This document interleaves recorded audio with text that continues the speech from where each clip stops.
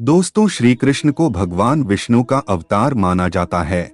श्री कृष्ण उन त्रिदेवों में से एक है जिन्होंने सृष्टि बनाई है। श्री कृष्ण ने पृथ्वी पर अनेक लीलाएं की हैं। उन्होंने ही इंसान को प्रेम का असली महत्व समझाया। भगवान कृष्ण ने कई बार राक्षसों से धरती की रक्षा की है। वह हमेशा धर्म के पक्ष में खड़े रहते हैं। धर्म नीति शास्त्र का ज्ञान श्री कृष्ण की ही देन है। श्री कृष्ण को कई नामों से जाना जाता है, जो नाम उन्हें उनकी प्रसिद्धि के कारण मिले हैं। दोस्तों, क्योंकि श्री कृष्ण इतना मनमोहक और रोचक हैं, इसलिए हमने आज की इस वीडियो में लेकर आए हैं श्री कृष्ण वचन जो बदल देंगी आपकी जिंदगी, जिन्हें सुनकर आप धर्म नीति शास्त्र का ज्ञान हासिल कर सकते हैं। तो चलिए शुरू करते हैं। वाकई जीवन में कुछ रस, कुछ मस्ती व कुछ ध्येय तो होने ही चाहिए, वरना मनुष्य और जानवर के जीवन में फर्क क्या रह जाएगा। अरे, इतनी जल्दी हताश हो गए? तुम तो पक्के कर्मवीर हो। हार कहाँ मानने लगे? डटकर खड़े हो जाओ, चैतन्य जगाओ। तुम तो वो हो जिसने कालिया के फन पर नृत्य किया था। हारने से पहले हारना व मरने से पहले मरना तुम्हारी फितरत में नहीं। तुम्हारे लिए तो हर संघर्ष एक खेल है। तैयार हो जाओ इस खेल के लिए भी। मेरा तो हमेशा से मानना था कि जैसे कठिन से कठिन पहाड़ों पर चढ़ने के लिए भी एक मार्ग आवश्यक होता है, जैसे घने से घने जंगलों को पार करने के लिए भी एक रास्ता तो खोजा ही जा सकता है, ठीक वैसे ही हर समस्या से निपटने के लिए भी एक न एक मार्ग तो ढूंढा ही जा सकता है। हमारे पहुंचते ही हंगामा खड़ा हो गया। कुछ लोगों ने स्वागत के स्वर उच्चारे तो कुछ एक ने धिक्कारते हुए नारेबाजी की। और यही मेरे अद्भुत व्यक्तित्व का सबसे बड़ा सबूत था। या तो मनुष्य मुझसे प्रेम कर सकता था या मुझसे नफरत कर सकता था, लेकिन तटस्थ कतई नहीं रह सकता था। मैं अब तक के जीवन से इतना तो अच्छे से जान गया था कि सफलता के लिए सवाल अच्छे बुरे या पाप पुण्य का है ही नहीं। असली सवाल तो एक और अनेक का है। एक इच्छा तुम्हें मंजिल तक पहुंचा देती है, जबकि इसके विपरीत अनेक इच्छाएं मनुष्य को भटका देती हैं। यदि कुदरत यह सोचती है कि वैभव सिर्फ उन्हें मिलेगा जिनको वह चाहती है, तो मैं कुदरत का भ्रम तोड़ दूंगा। मैं हर व्यक्ति कैसे वैभवशाली हो सकता है, वह कला अवश्य खोजूंगा।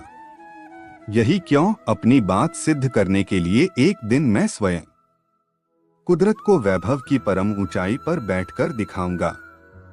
जीवन में जो कुछ भी मैंने श्रेष्ठ पाया है, उसमें शत्रुओं का बड़ा सहयोग रहा है। फिर इस संसार में शत्रु बचा कौन? ऐसे में इस संसार में किसे शत्रु मानना? शायद किसी को भी नहीं। हमें दूसरों से वही कार्य करने को कहना चाहिए जो हमने कभी किया हो या करते हो या फिर करने की क्षमता रखते हो।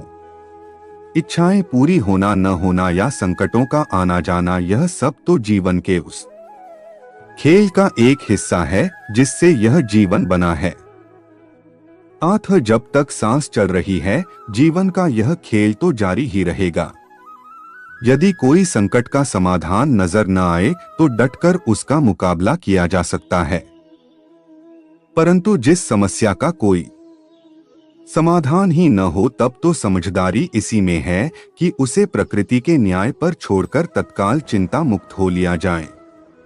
जो एक क्षण में बदल जाए, एक क्षण में भंग हो जाए, वह प्रेम नहीं लोभ होता है।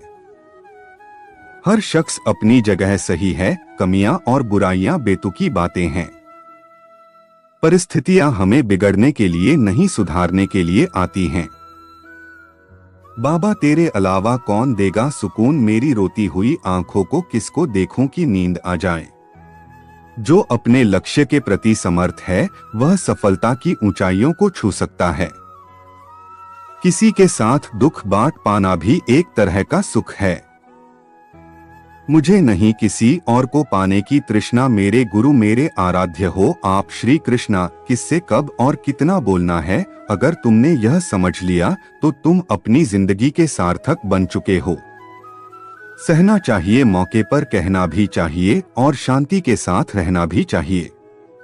जिसमें प्रेम हो वह हर रिश्ता एक बंधन है, वरना यूं ही नहीं राधे के साथ देवकी नंदन है। जीवन में कभी मौका मिले तो किसी के लिए सारथी बनना स्वार्थी नहीं।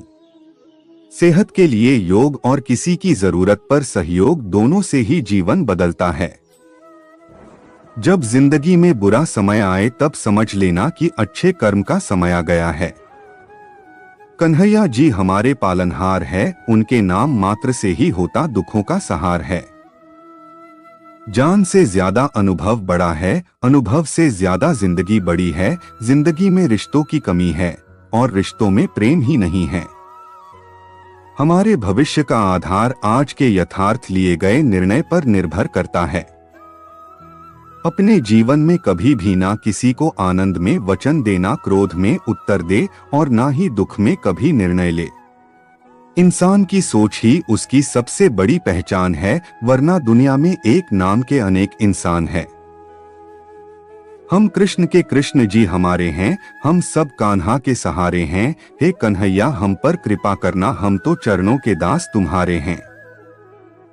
धर्म से भरा हृदय धर्म का परामर्श देता है और अधर्म से भरा हृदय अधर्म का परामर्श देता है। अपनी पीड़ा के लिए संसार को दोष मत दो, अपने मन को समझाओ, तुम्हारे मन का परिवर्तन ही तुम्हारे दुखों का अंत है। प्रेम सदैव माफी मांगना पसंद करता है और अहंकार सदैव माफी सुनना पसंद करता है। तेरे जरा से दूर जाने पर साथ छूटा छूटा सा लगता है, कितना भी डालो प्रेम बंसी में यह भी रूठा रूठा लगता है। यह दुनिया एक पाठशाला है और ईश्वर इसके गुरु, वह कठिन परीक्षा केवल काबिल व्यक्ति की ही लेते हैं। निर्बलता अवश्य ईश्वर देता है, परंतु मर्यादा मनुष्य का मन खुद निर्माण करता है। सिर्फ दिखावे के लिए अच्छा मत बनो, मैं आपको बाहर से नहीं बल्कि भीतर से जानता हूँ। यदि आपके पास कोई समस्या आती है तो उसका समाधान खोजें, उससे दूर नहीं भागे। इंसान इसलिए दुखी नहीं है कि वह ईश्वर को नहीं मानता, इंसान इसलिए दुखी है क्योंकि वह ईश्वर की नहीं मानता। रिश्ते बड़ी शिद्दत से बुनने पड़ते हैं, बारीक रेशमी धागों की कारीगरी सबके बस की थोड़ी है। प्रेम के रंग में रंग लो जीवन सारा, यह प्रेम ही है लोक और परलोक का सहारा। रिश्तों में अपेक्षा ही कमजोर बनाती है, अपेक्षा तो स्वयं मस्तिष्क में जन्म लेती है। सुनो प्रिय, सारी जिंदगी आपका इंतजार किया है, मैंने तो आपकी गैरमौजूदगी से भी प्यार किया है। चाहे कितना भी बुरा क्यों ना हो तुम्हारे साथ, पर यकीन रखना इसमें भी ईश्वर ने कुछ अच्छा ही सोचा होगा तुम्हारे लिए। संदेह की स्याही से संबंध के पृष्ठ पर कभी शुभ अंकित नहीं होता, इसलिए अपने मन के विचार और संबंधों का आधार दोनों ही शुभ रखें। प्रेम का कोई अंत नहीं है, यह विरह से बढ़ता है और आंसू से फैलता है। कभी ग्वाला कभी मुरलीधर, अपराधी सुदर्शन चक्रधारी है वो, दयालु और द्रौपदी का साड़ी भी है वो। समय आने पर सबको मिलता है, समय से पहले की चाह ही दुख का कारण बनती है। मित्र शब्द को प्रथम उच्चारण करने वाला व्यक्ति मित्रता के लिए सबसे ज्यादा प्रतिबद्ध और समर्पित होना चाहिए। कृष्ण कहते हैं, धर्म के लिए लड़ना सीखो, अधर्मी का काल बनना सीखो और अपनों के लिए त्याग करना सीखो। वे मूर्ख हैं जो प्रेम को बकवास कहते हैं। प्रेम इस संसार की मूल है, इसी से संसार बना है।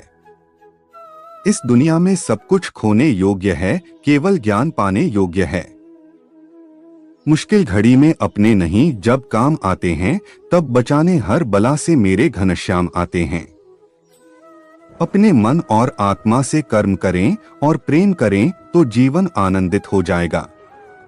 दूसरों के कर्मों का श्रेय स्वयं लेकर आप जयेष्ठ बन सकते हैं, श्रेष्ठ कदापि नहीं। इश्क कोई जंग नहीं जिसे जीतना जरूरी है, इश्क कहानी है जो सदियों से अधूरी है। इंसान समय और अपनी सहूलियत के हिसाब से शब्दों का प्रयोग करता है। सदैव संदेह करने वाले व्यक्ति के लिए प्रसन्नता ना इस लोक में है ना ही कहीं और। क्रोध से भ्रम पैदा होता है, भ्रम से बुद्धि व्यग्र होती है, जब बुद्धि व्यग्र होती है तब तर्क नष्ट हो जाता है, जब तर्क नष्ट होता है तब व्यक्ति का पतन हो जाता है। मन की गतिविधियों, होश, श्वास और भावनाओं के माध्यम से भगवान की शक्ति सदा तुम्हारे साथ है और लगातार तुम्हें बस एक साधन की तरह प्रयोग करके सभी कार्य कर रही है। ज्ञानी व्यक्ति ज्ञान और कर्म को एक रूप में देखता है, वही सही मायने में देखता है। जो मन को नियंत्रित नहीं करते उनके लिए वह शत्रु के समान कार्य करता है। अपने अनिवार्य कार्य करो, क्योंकि वास्तव में कार्य करना निष्क्रियता से बेहतर है। आत्मज्ञान की तलवार से काटकर अपने हृदय से अज्ञान के संदेह को अलग कर दो। अनुशासित रहो, उठो। मनुष्य अपने विश्वास से निर्मित होता है, जैसा वो विश्वास करता है वैसा वो बन जाता है। मन अशांत है और उसे नियंत्रित करना कठिन है, लेकिन अभ्यास से इसे वश में किया जा सकता है। लोग आपके अपमान के बारे में हमेशा बात करेंगे। सम्मानित व्यक्ति के लिए अपमान मृत्यु से भी बदतर है। प्रबुद्ध व्यक्ति के लिए गंदगी का ढेर, पत्थर और सोना सभी समान हैं। निर्माण केवल पहले से मौजूद चीजों का प्रक्षेपण है। व्यक्ति जो चाहे बन सकता है, यदि वह विश्वास के साथ इच्छित वस्तु पर लगातार चिंतन करे। उससे मत डरो जो वास्तविक नहीं है, ना कभी था ना कभी होगा।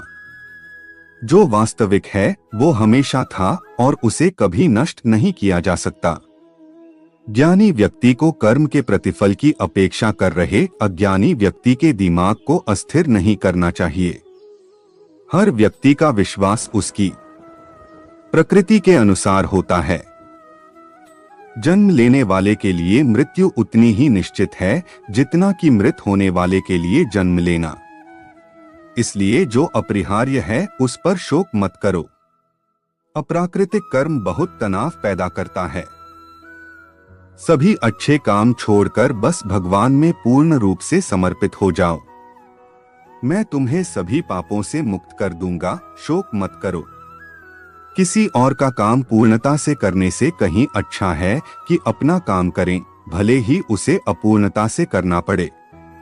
मैं उन्हें ज्ञान देता हूं जो सदा मुझसे जुड़े रहते हैं और जो मुझसे प्रेम करते हैं। मैं सभी प्राणियों को समान रूप से देखता हूं, ना कोई मुझे कम प्रिय है ना अधिक। लेकिन जो मेरी प्रेम पूर्वक आराधना करते हैं वो मेरे भीतर रहते हैं और मैं उनके जीवन में आता हूं।